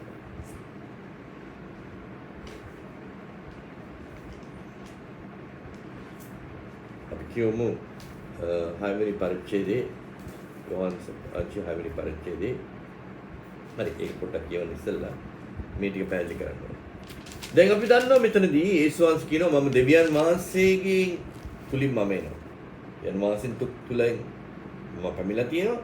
නැවත වාරයක් මම දෙවියන් වහන්සේ වෙනවා. මෙතන පළවෙනි වගන්ති කියනවා පටන් ගැනීමේදී වාක්‍යයන් කියන්නේ සිතුවිල්ල. දෙවියන් වහන්සේගේ සිතුවිල්ල. වාක්‍යයන් ලෝගෝස් කියන දෙවියන් වහන්සේගේ සිතුවිල්ල. දෙවියන් වහන්සේගේ සිතුවිල්ල තමයි පළමුව තිබ්බේ. පටන් ගැනීමේදීම තිබ්බේ දෙවියන් වහන්සේගේ සිතුවිල්ල. පටන් ගැනීමේදී වාක්‍යයන් සිටියේ. වාක්‍යයන් දෙවියන් වහන්සේ සමග සිටිසේක. වාක්‍යයන් දෙවියන් වහන්සේ සමග. දෙවියන් වහන්සේගේ සිතුවිල්ල. දැන් අපේ සිතුවිල්ල අපි යම් දෙයක් ප්‍රකාශ කරන්න ඉස්සෙල්ලා අපේ සිත තුල තමයි සිතුවිල්ල තියෙන්නේ. ප්‍රකාශ කරන පස්සේ ඒක වාක්‍යයක් වෙනවා. වචනයක් වෙනවා. වචනය දැන් මම ප්‍රකාශ කරන වචන ශබ්ද නගා කියන වචනයක් වෙනවා. නමුත් ඒ වචනයක් වෙන්න ඉස්සෙල්ලා ඒක සිතුවිල්ල. සිතුවිල්ල තමයි මගේ රහස. ලෝගෝස් කියන්නේ සිතුවිල්ල. දැන් අපි හුඟක් කට්ටියට කියනවානේ මට රහස් කියනවානේ. මම එකක් කියන්න ඕන පැහැදිලිව. දැන් අපි කාට හරි රහසක් කිව්වොත් එහෙම අපේ ළඟම ඉන්න කෙනෙක්ට අපේ භාර්යාවට, අපේ ස්වාමි පුරුෂයාට, අපේ පියාට, අපේ අම්මට, අපේ සහෝදරයන්ට කියලා මම රහසක් කියනවාට කියන්නම් කියලා. එකක් කියන්න. ඔබේ සිතේ තියෙන කාල ඒ සිතුවිල්ල ඒක තමයි රහස. ඔබේ සිතේ ඒ සිතුවිල්ල තියෙන කල් ඒක රහසක්. නමුත් ඔබේ සිතුවිල්ල ඉදිරියට ගෙනලා වචනයෙන් කාට හරි ප්‍රකාශ කරාට ඒක ඔබේ භාර්යාවට වෙන්න පුළුවන්, ස්වාමි පුරුෂයාට වෙන්න පුළුවන්, අම්මට වෙන්න පුළුවන්, තාත්තට වෙන්න පුළුවන්, සහෝදරයන්ට. ඊට පස්සේ ඒක රහසක් නෙවෙයි. ඊට පස්සේ ඒගොල්ලෝ ජවලත භාවයෙන් ඒ රහස තව කෙනෙකුට කියන මේ රහස කියන්න එපා. මට විතරයි කිව්වේ. මම වාට විතරයි කියන්නේ කියලා. එහෙම කියනවා. තව කෙනෙක් ගිහිල්ලා කියනවා මේ කාටවත් කියන්නේ මම වාට විතරයි කියනවා කියනවා. එහෙම කියලා පෑ ගානකින් දහසක් දන්නවා රහස. ඒ නිසා සිතුවිල්ලක් තියෙන තාක්කල් තමයි ඒ රහස. ඒ නිසා මුලදීම දෙවියන් වහන්සේගේ සිතුවිල්ල. ඒ සිතුවිල්ල ප්‍රකාශ වුණා. වාක්‍යයන් හරියට ප්‍රකාශ වුණා. ඒ යේසුස් වහන්සේගේ ප්‍රකාශ වීම තුලින් දෙවියන් වහන්සේගේ වාක්‍ය ප්‍රකාශ වීමක් සිදු වෙනවා. ක්‍රිස්තුස් වහන්සේ දෙවියන් වහන්සේ තුලින් ආවේ මම නැවත වාරයක් දෙවියන් වහන්සේ තුලට යනවා. ඒ නිසා අපි දකිනවා ක්‍රිස්තුස් වහන්සේ කියන්නේ කවුද? දෙවියන් වහන්සේගේ සිතුවිල්ල. ඒ දෙවියන් වහන්සේගේ සිතේ තිබ්බ සිතුවිල්ල වාක්‍යයක් හැටියට ප්‍රකාශ වෙලා දෙවියන් යේසුස් වහන්සේ වාක්‍යයට පැහැදිලි කරා. නමුත් එදා ඒ ගෝලයේ 11 දෙනාට අමතරව කිසි දෙනෙක්ට මේ යේසුස් වහන්සේගේ පණිවිඩය අවබෝධ කරගන්න බැරි වුණා. ක්‍රිස්තුස් වහන්සේගේ වාක්‍ය අවබෝධ කරගන්න බැරි වුණා. අන්තිමේදී ක්‍රිස්තුස් වහන්සේ ඇහුවා ගෝලයන්ගෙන් නුඹලත් අපි මාව අයින් වෙලා යනවාද කියලා. එතකොට තමයි පේතුස්තුමා කිව්වේ අපි කොහෙද යන්නේ? ඔබ වහන්සේ තුල තමයි ජීවනදායක වචනේ තියෙන්නේ. ජීවනදායක වචනේ. එතන වැඩි සීමා සහිත සෙනග කණ්ඩායමකට තමයි මේ අවබෝධය ලබා ගන්න හැකි වුණේ. ඊටාත්ම සීමා සහිත. ඔවුන්ටත් ඒ අවබෝධය හරියාකාරව ලැබුණ නැති නිසා තමයි යේසුස් වහන්සේ කිව්වේ පැහැදිලිවම මම නුඹලත් සමග දැන් ඉන්නේ. නමුත් මම නුඹලත් තුලට එනවා. නුඹලත් සමග මම ඉන්නේ ඉමෑනුවෙල්. නුඹලත් සමග මම ඉන්නවා. නමුත් මම නුඹලා තුලට එනවා ඉස්සරහ. නැවත වාරයක් මම උඹලාව සූදානම් කර ගැනීම උදෙසා නැවත වාරයක් මම පැහැදිලි කරලා කිව්වේ දෙවියන් වහන්සේගේ ගෘහේ දෙවියන් වහන්සේගේ විශ්වයේ පරිමාණ මෙච්චර තියෙනවා.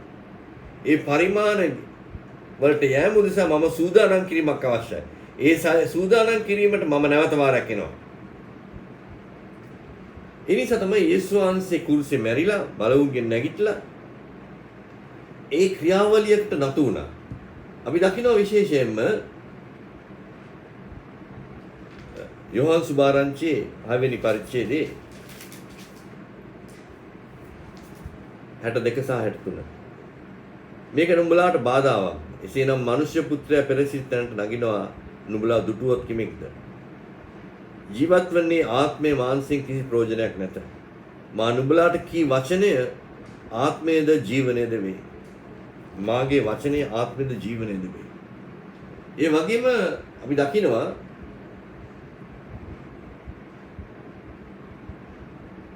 ක්‍රිස්තුස් වහන්සේ කියනවා යෝහන් සුභාරංචි 7 වෙනි පරිච්ඡේදයේ යෝහන් සුභාරංචි 7 වෙනි පරිච්ඡේදයේ 37 සහ 38 මංගල්‍ය මහත් දවස වූ අන්තිම දවසේදී යේසුස් වහන්සේ නැගිට ශබ්ද පවත්මින් යමකට පිපාසයක් ඇතනම් ඔහු මා ළඟට ඇවිත් බීවාවේ මා කෙරේ අදහන්නා තුලින් ලියවිල්ලේ කියා තිබෙන හැටියට ජීවනදායක වතුර ගංගා ගලා යන්නේ යයි කීසේක. උන්වහන්සේ මෙසේ කීවේ තමන් අදහවුනාට වූ ලබන්නාට වූ ආත්මයන් වහන්සේගේ ආත්මයන් ගැන. මක්නිසාද යේසුස් වහන්සේ ඒ තාක් මහිමයට නොපැමිණි නිසා බැවින් ආත්මයන් වහන්සේ නොදැන ලද්දේ. මෙන්න ඊටමත් වැදගත් දෙයක්. ක්‍රිස්තුස් වහන්සේ කියනවා මේ මංගල්‍ය අන්තිම අවස්ථාවේදී කියනවා යම්කිසි කෙනෙක්ට පිපාසයක් ඇතනම් ඒ තැනැත්තා මා වෙතට ඇවිල්ලා මාගෙන් බිව්වාවේ. ඒ ජීවනදායක වතුර කොහෙද කියන්නේ? ලියවිල්ලේ තිබෙන තරම්. ඒ කියන්නේ දෙවියන් වහන්සේගේ මෝසස් අනාගත වතුන ලියපු වචනේ තියෙන ජීවනදායක වතුර ගැන. මෝසස් ඒ සෙනගට දුන්නේ වතුර කාන්තාරයේදී ගලකට ගහලා ගලින් ආපු වතුර. ඒ ජීවනදායක වතුර නෙවෙයි. නමුත් දෙවියන් වහන්සේ විසින් දුන්නා වතුර. ඒක ඉස්සරහට වෙන දේවල් පිළිබඳයි. පර්වතයට කතා කරන තමයි කිව්වේ. පර්වතයට කතා කළා කිව්ව වතුර එන්න කියන්නේ. පර්වතයට ගැහුවා මෝසස්. මෝසස්ට විනිශ්චය කරා. ඒකට හේතුවක් තියෙනවා. දෙවියන් වහන්සේ විනිශ්චය කරා. පර්වතයට කතා කරන්න කිව්වා. ඒ නිසා සහෝදර සහෝදරියනි දෙවියන් වහන්සේගේ වචනේ අනුව තමයි යේසුස් කියන්නේ යම් කෙනෙක් මා වෙතට ඇවිල්ලා පිපාසය තියෙනවා බිව්වා නම් ඔහු තුලින් ජීවනදායක ගංගාවල් නික්මනවා. මේ කිව්වේ මොනවා ගැනද? සුද්ධාත්මයන් වහන්සේ. සුද්ධාත්මයන් වහන්සේ දීලා තිබ්බේ නැහැ. යේසුස් වහන්සේ මහිමයටපත් වෙලා නැහැ. යේසුස් වහන්සේ පූජාව ඉටු කළා තිබ්බේ නැහැ. පූජාව ඉටු කරා නම් මේ සුද්ධාත්මයන් වහන්සේ ලබා ගන්නට හැකියාවක් ලැබෙනවා. ඒ නිසා සහෝදරනි නැවත වාරයක් ක්‍රිස්තුස් වහන්සේ කියනවා 15 වෙනි පරිච්ඡේදයේ 7 වෙනි වගන්තිය. නුඹලා මා තුල සිටින්නේ නම් මාගේ වචනය නුඹලා තුල පවතී. නුඹලා කැමති දෙයක් ඉල්ලපා විට උඹලාට ලැබෙනවා. නුඹලා මා තුල පවතින්නේ නම් මාගේ වචනය නුඹලා තුල පවතී. නුඹලා මා තුල පවතින්නේ නම් මාගේ වචනය නුඹලා තුල. දැන් පැහැදිලි කරන්න. නුඹලා මා තුල පවතින්නේ නම් මාගේ වචනය නුඹලා තුල පවතිනවා. එවිට නුඹලා යම් දෙයක් ඉල්ල ඒ දේ ලැබෙනවා. දැන් කොහොමද අපි යේසුස් වහන්සේ තුල පවතින්නේ? ඒ පවතින ඒ අවස්ථාවේ හැකියාව තිබෙන්නේ නැහැ. යේසුස් වහන්සේ මේ දේ කියනවා. නමුත් ක්‍රිස්තුස් වහන්සේ මරණය නැගුණාට පස්සේ අපි කියවමු මතේ සුභාරංචියේ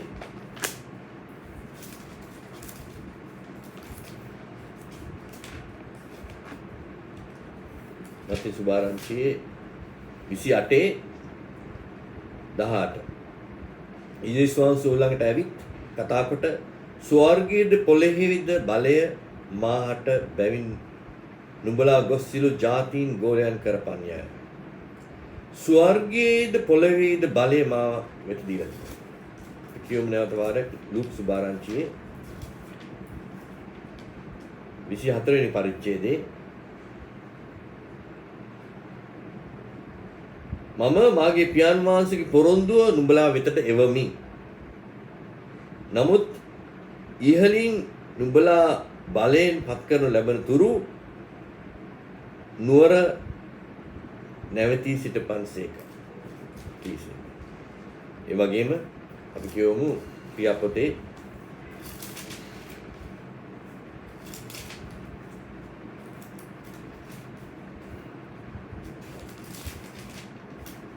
පළවෙනි පරිච්ඡේදයේ 1:8 දක්වා. 1:8. නමුත් සුද්ධාත්මයන් වහන්සේ නුඹලා කෙරෙහි පැමිණි කල නුඹලා බලය ලබන්නෝම. එවිට නුඹලා යෙරුසලමේද මුළු යුදායෙහිද මුළු සමරායෙහිද මුළු පොළොවේ සීමාව දක්වා මගේ සාක්ෂිකාරයන් බවට පත්වනසේ. මෙන්න සහෝදර සහෝදරනි මම කිව්වේ යේසුස් වහන්සේ කිව්වා නුඹලා මා තුල සිටිනවා නම් මගේ වචනේ නුඹලා තුල සිටිනවා. එවිට නුඹලා යම් දෙයක් ඉල්ලන්නේ ඒ දේ ලැබෙන්නේ කියලා. දැන් අපිට ක්‍රිස්තුස් වහන්සේ තුල නික්මෙන්න බෑ. ක්‍රිස්තුස් වහන්සේ ජීවමානව මේ ලෝකේ මිනිස්සු කෙරෙහි සිටීමේදී. ඒ නිසා තමයි ක්‍රිස්තුස් වහන්සේ මරණයට මුහුණ දුන්නේ. මරණයට මුහුණ දීලා ඒ ලේ පූජාව ඉටු කරලා මරණයෙන් නැගිට්ටා. මරණ නැගිටට පස්සේ එතුමා කිව්වා ස්වර්ගයේද පොළොවේද බලය මට තියෙනවා කියලා. ස්වර්ගයේ පොළොවේද බලය මට දෙවියන් වහන්සේ දීලා තියෙනවා.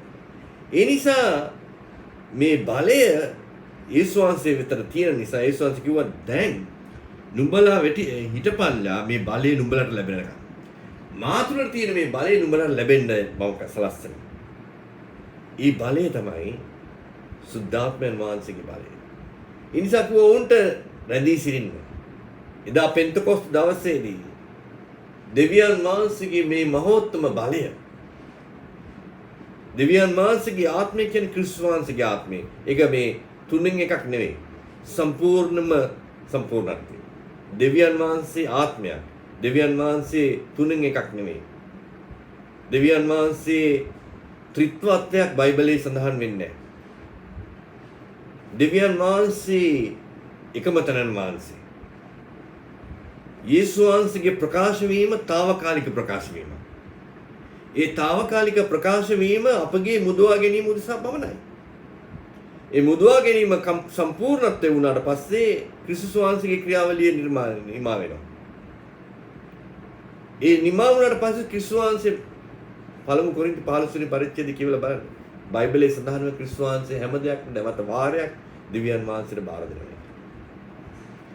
ඒ දෙවියන් වහන්සේගේ මේ අවුරුදු 10ක පාලනය කරන යේසුස් වහන්සේ රජුන්ගේ රජු හැටියට ස්වාමීන් වහන්සේගේ ස්වාමීන් හැටියට ඊට පස්සේ මේ හැම දෙයක්ම නැවත වාරයක් දෙවියන් වහන්සේ ඔහුට විසින් ඔහුට දුන්නා වූ බලය නැවත වාරයක් දෙවියන් වහන්සේට බාර දුන්නා.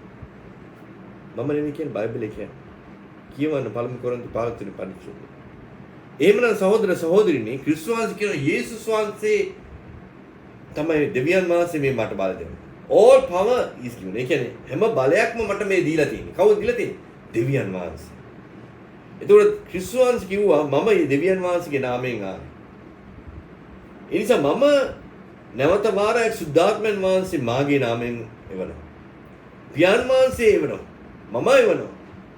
එකම තරන් වහන්සේ. සුද්ධාත්මයන් වහන්සේ කියන දෙවියන් වහන්සේගේ ආත්මය. දෙවියන් වහන්සේගේ ආත්මය තුළ තමයි දෙවියන් වහන්සේගේ වචනය, දෙවියන් වහන්සේගේ සිතුවිල්ල, දෙවියන් වහන්සේගේ අදහස්, දෙවියන් වහන්සේගේ යෝජනා, දෙවියන් වහන්සේගේ ආඥා, දෙවියන් වහන්සේගේ අනපරත් හැම දෙයක්ම තියෙනවා. ඒ නිසා ක්‍රිස්තුස් වහන්සේගේ මරණය කන්නක් කොටගෙන මට හැකියාවක් තියෙන ක්‍රිස්තුස් වහන්සේ තුළ ඉන්න. මට හැකියාවක් ලැබෙන ක්‍රිස්තුස් වහන්සේ තුළ ඉන්න. මරණය නිසා ක්‍රිස්තුස් වහන්සේගේ මරණය නිසා මගේ මිලේ ගෙවලා ඉවරයි. මගේ පාපේ මිලේ යේසුස් වහන්සේ ගෙවනවා. පාපේ මිලේ යේසුස් වහන්සේ ගෙවුවට පස්සේ මම පාපයෙන් වහල්භාවයෙන් පාපයෙන් සම්පූර්ණයෙන්ම නිදහස්. පාපෙන් නිදහස් වුණාම මමත් ක්‍රිස්තුස් වහන්සේ තුළ නික්මීමට හැකියාව. මම ක්‍රිස්තුස් වහන්සේ තුළ. එහෙමනම් ක්‍රිස්තුස් වහන්සේගේ නාමය තුළට මම නික්මෙනවා. ඒ නාමය තුළ තමයි ගැලවීම තියෙන්නේ. ඒ නිසා සහෝදරේ සහෝදරයනි ක්‍රිස්තුස් වහන්සේගේ නාමය දෙවියන් වහන්සේ දුන්නා වූ නාමයක්. ඒ නාමය තුළ තමයි බලය තියෙන්නේ. ඒ නාමය තුළ තමයි විශිෂ්ටත්වය තියෙන්නේ. ඒ නාමය තුළ තමයි ගැලවීම තියෙන්නේ. ඒ නාමය තුළ තමයි මිදවා ගැනීම තියෙන්නේ. මොකද ක්‍රිස්තුස් වහන්සේ ලේ වැගිරුවට කවුරුත් ලේ භාජන වලට දාගත්තේ නැහැනේ. අද දක්වා ලේ ක්‍රිස්තුස් වහන්සේගේ ලේ භාජනේ පොළොවට පතිත වුණා. නමුත් මේ ලේවල බලය මොකද බයිබලයේ සඳහන් කරනවා ලේ වලින් නැතුව අපිට ගැලවීමක් නැහැ කියලා. ඒ ක්‍රිස්තුස් වහන්සේගේ ලේවල බලය තියෙන යේසුස් වහන්සේගේ නාමයෙන්. ඒක ගැලවීමේ නාමය. ගැලවීමේ නාමය. ඒ නිසා ඒ නාමය අපි තුලට කිනා බැසිය යුතුයි. ඒතර බයිබලයේ සඳහන් කරන ක්‍රිස්තුස් වහන්සේ කියනවා යේසුස් වහන්සේ කිව්වා හැම බලයක්ම මටයි තියෙන්නේ. පොළොවේ විශ්වයේ. එහෙමනම් ක්‍රිස්තුස් වහන්සේගේ නාමය තුල ඒ බලය තියෙන්නේ. ඒ නිසා කිව්වා පියාණන්ගේ නාමයෙන්, පුත්‍රයන්ගේ නාමයෙන්, සුද්ධාත්මයන් නාමයෙන් බෞද්ධ කරන්න. එහෙම කියලා තියෙද්දි ඒක නිකන් මේ කටපාඩමක් විදිහට කියවනවා. ඒක කියවලා කිසි බලයක් නැහැ. කියවීමේ බලයක් නැහැ. බලය තියෙන නාමය තුල. මොකද්ද පියාණන්ගේ නම? පියාණන්ගේ නම් ගොඩක් තියෙනවා. අඩොනායි, එලෝහිම්, එල් ෂඩායි, යාවේ. නමුත් ඒ දෙවියන් වහන්සේගේ බල සම්පන්නකම් ප්‍රකාශ කරන නම අපව මුදවා ගැනීම දෙක නමයි තියෙන්නේ. ඒ යේෂුවා. ඒ නාමය තුල තමයි දෙවියන් වහන්සේගේ ලේ අන්තර්ගත වෙලා තියෙන්නේ. ඒ ලේ තුලින් අපිව මුදවා ගැනීමක් අවශ්‍යයි. ඒ ලේ අන්තර්ගත වෙන්නේ ඒ නිසා තමයි කිව්වේ ඒ නාමය. යේසුස් වහන්සේ කිව්වා මම පියාණන්ගේ නාමයෙන් ආවේ. ඒ නම දුන්නේ දෙවි පියාණන්. පියාණන්ගේ නමක් තමයි දුන්නේ පුත්‍රයාට. පුත්‍රයා කිව්වා මම සුද්ධාත්මයන් වහන්සේ වන්නේ මාගේ නාමයෙන්. ඒක පැහැදිලි වෙනවා. තාමත්ම සරල ලෙස පැහැදිලි. ඊට තවත් විස්තර කරන්න. ඒ නිසා තමයි පේතුස්තුමා කිව්වේ එදා ක්‍රියාපොතේ 2:28 මිනිස්සු මොකද කරන්නේ? පසුතැවිලි යේසුස් ක්‍රිස්තුස් වහන්සේගේ නාමයෙන් බෞද්ධස්මය. පසුතැවිලි. යේසුස් ක්‍රිස්තුස් වහන්සේගේ නාමයෙන් බෞද්ධස්මය. එන්නේ ඒ දේ තමයි පෞස්තුමා කිව්වේ. ඇයි ඌට කොහොමද තිබ්බ බලේ? එහෙම කියන්නේ. මේ ක්‍රිස්තුස් වහන්සේ කිව්වා නම් අර විදිහට ඒගොල්ලෝ සමහර කට්ටිය කියනවා අපි පේතුස්තුමා විශ්වාස කරන්නේ නැහැ. අපි විශ්වාස කරන්නේ යේසුස් වහන්සේ කිව්වා. ඒ නිසා පේතුස්ට තිබ්බේ බලය මොකද්ද? යේසුස් වහන්සේ දුන්න බලය. මොකද යේසුස් වහන්සේ කිව්වේ?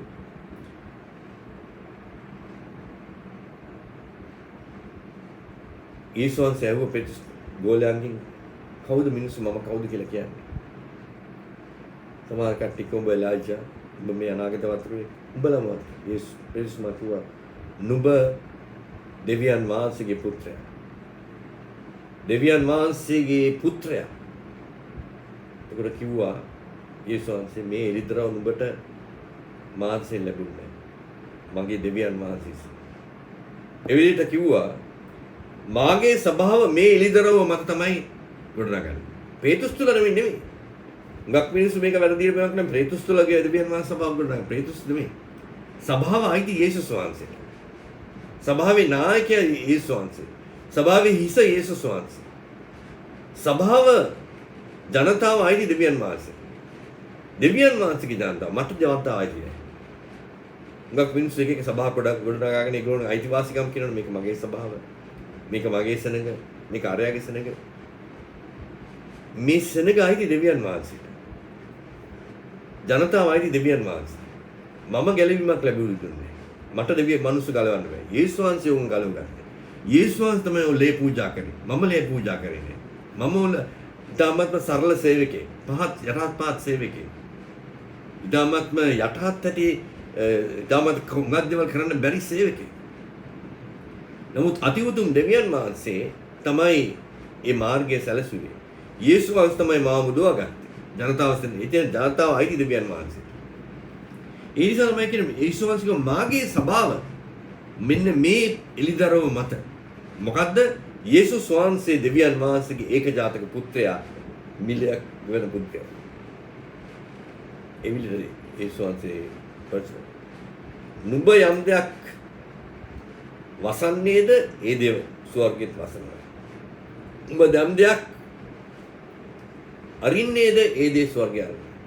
එහෙනම් මම නුඹට මේ ඒ දේ කිරීමේ යතුර නුඹට බාරයි. ඒ බලය, ඒ හැකියාව, ඒ අවස්ථාව ක්‍රිස්තුස් වහන්සේ ප්‍රේතුස්ට දුන්නා. ඒ නිසා තමයි එදා ප්‍රේතුස් ප්‍රකාශ කරේ මිනිස්සු ඇහුවම අපි මොකද්ද කරන්න ඕන? පසුතැවිලි වී යේසුස් ක්‍රිස්තුස් වහන්සේගේ නාමයෙන් බෞද්ධ. අපි දන්නවා ක්‍රියාපොතේ එක පුද්ගලයෙක්වත් බෞද්ධ වෙලා නැහැ. අපි අර නන් රිපීට් කළා. ඒ ටයිටල්ස් ඒ කියන්නේ තනතුරු වලින් තනතුරු කියවලා බෞද්ධ කළා නැහැ. ඔක්කොම යේසුස් වහන්සේගේ නාමයෙන් තමයි බෞද්ධ කළා. ඒ නිසා නාමය අති උතුම් ප්‍රබලයි. බයිබලයේ කියනවා හැම ස්වර්ගයේද පොළොවේද හැම දෙයක් මේ නාමයට යටත් වෙනවා. යක්ෂ බල පරාක්‍රම යටත් වෙන යේසුස් වහන්සේගේ නාමයෙන්. යක්ෂ බල පරාක්‍රම සුනුවිසින කරන්න පුළුවන් යේසුස් වහන්සේගේ නාමයෙන්. අපි යාඥා කරන්නේ යේසුස් වහන්සේගේ නාමයෙන්. ඒ නිසා අපේ මුදවා ගැනීම නිසා තිබෙනා වූ ගැලවීමේ පළමු පියවරට නම් අපේ බෞස්මයට යේසුස් වහන්සේගේ නාමය ලැබිය යුතුයි. ඒ නිසා සහෝදර සහෝදරයන් දෙවියන් වහන්සේගේ නාමය ප්‍රකාශ වුණ ස්ථානය තමයි යේසුස් වහන්සේ. අන්න ඒ ස්ථානයේදී තමයි අපි දෙවියන් වහන්සේව හම්බ වෙන්නේ. මාර්ගයේද සත්‍යයේද ජීවනයේද මමයි. පියාණන් මෙතන එන්නන් මා තුලින් යයි. අන්න ඒ ස්ථානය තමයි යේසුස් වහන්සේ. ඒ ස්ථානය මුදවා ගැනීමේ ස්ථානය, ගැලවීමේ ස්ථානය, දෙවියන් වහන්සේ හමු වීමේ ස්ථානය, දෙවියන් වහන්සේට කතා කිරීමේ ස්ථානය, දෙවියන් වහන්සේව අත්දැකීමේ ස්ථානය. නව ප්‍රකාශය. ඒ නිසා සහෝදර සහෝදරිනි යේසුස් වහන්සේ කිව්වා නුඹලා මා තුල සිටිනවා. අපි තුමා තුල සිටිනවා ඒ ගැලවීම නිසා. මාගේ වචනය නුඹලා තුල. කොහොමද ඒ වචනය ආවේ? සුද්ධාත්මයන් වහන්සේ. ඒ පෙන්තකොස් දවසේ සුද්ධාත්මයන් වහන්සේගේ බෞතිස්මය නැත්නම් ප්‍රකාශයම අවතුලට ආවා. ඒ ප්‍රකාශයම තුලින් සුද්ධාත්මයන් වහන්සේ මොකක්ද අපිට ගේන්නේ? දෙවියන් වහන්සේගේ දේව සිතුවිල්ල, දෙවියන් වහන්සේගේ දේව ආඥාව, දේව අනපන, මඟ පෙන්වීම. ඒ තමයි සුද්ධාත්මයන් වහන්සේට කියන්නේ සත්‍යවන්තයන් වහන්සේ. හැම දෙයක්ම රහසක්ම පැහැදිලි කරන තැනන් වහන්සේ. ඒ නිසා මට මා තුළ දෙවියන් වහන්සේගේ සිතුවිල්ල වචනය කිඳා බැස්සාම මම මොකද්ද වෙන්නේ? ඒ නිසා පැහැදිලි කරනවා බලමුණු කොරින්ති 6 වෙනි පරිච්ඡේදයේ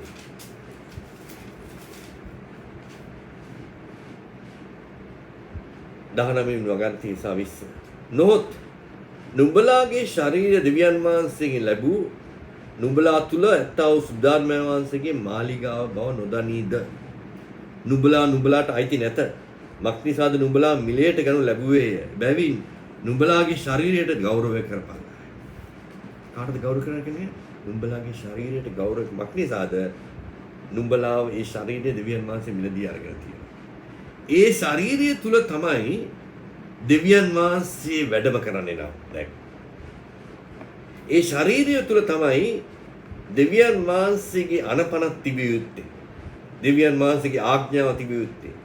දෙවියන් වහන්සේගේ සිතුවිල්ල තිබිය යුත්තේ මගේ ශරීරය දෙවියන් වහන්සේගේ මාලිගාව. දෙවියන් වහන්සේගේ දේව මාලිගාව බවට පත් වෙන මගේ ශරීරය.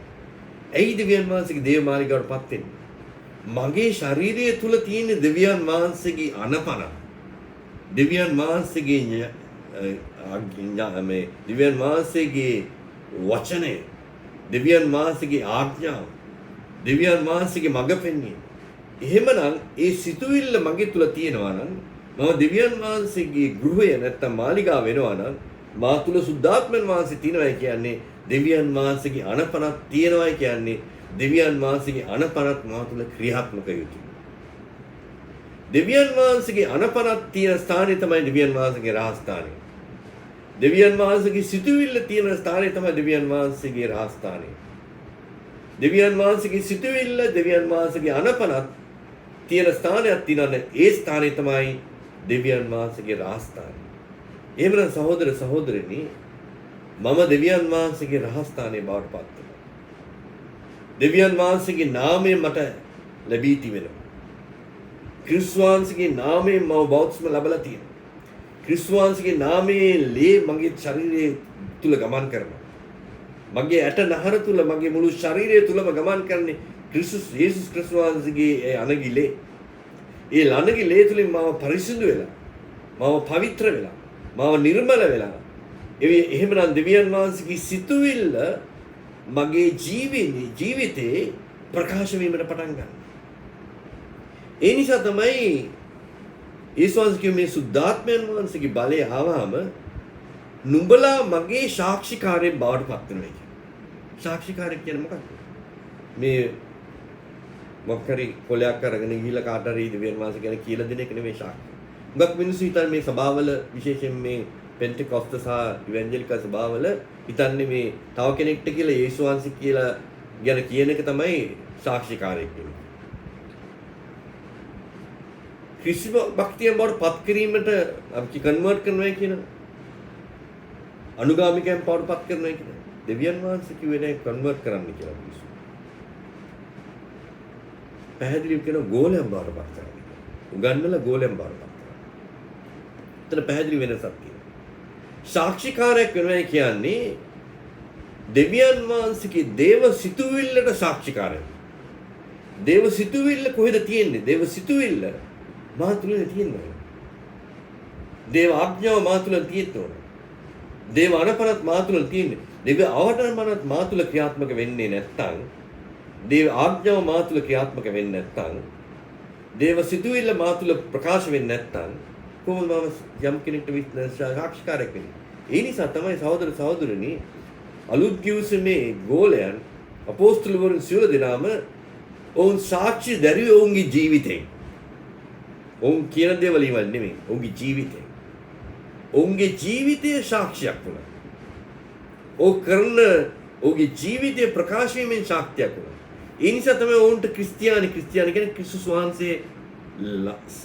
ක්‍රිස්තුස් වහන්සේගේ ස්වරූපයට සමානයි.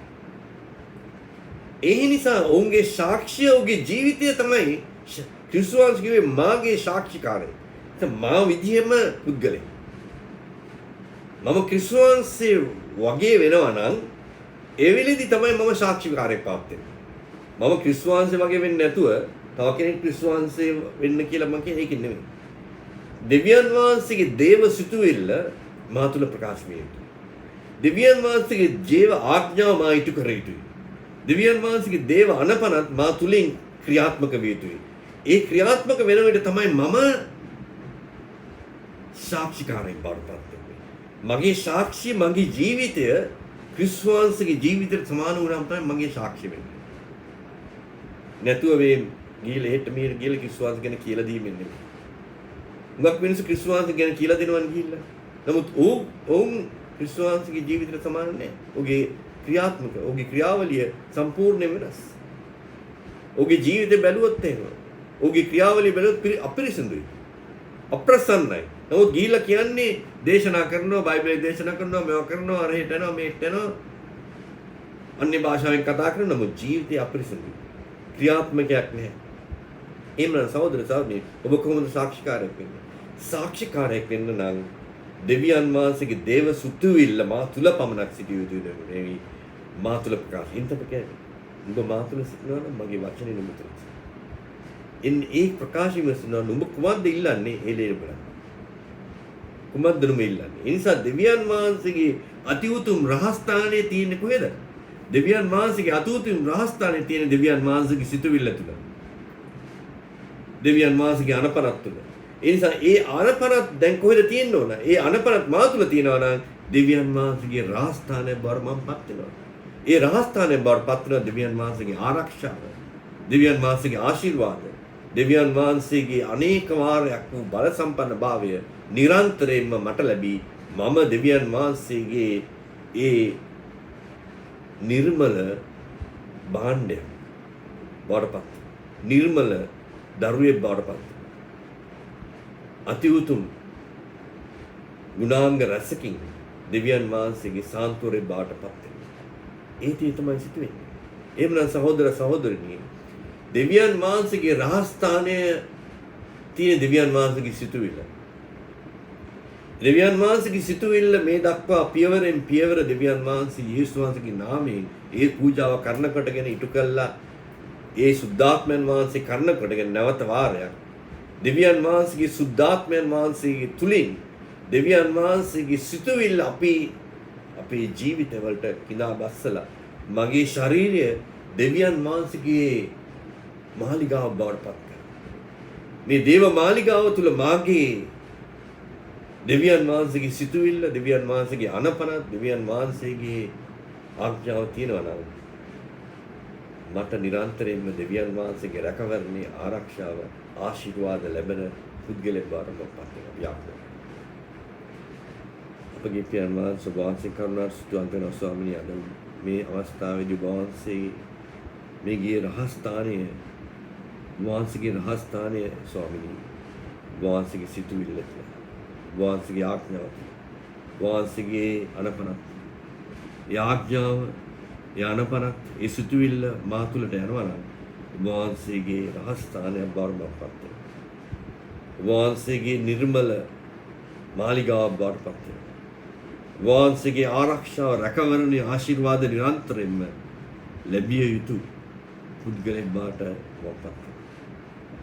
අන්න ඒ දේ කරපු නිසා මම වාස්තුවන්ත වහන්සේට මේ සියලු දෙනාම මේ ඇසුව සියලු දෙනාම වහන්සේගේ ආශිර්වාද කරන්නේ යේසුස් ක්‍රිස්තුස් වහන්සේ.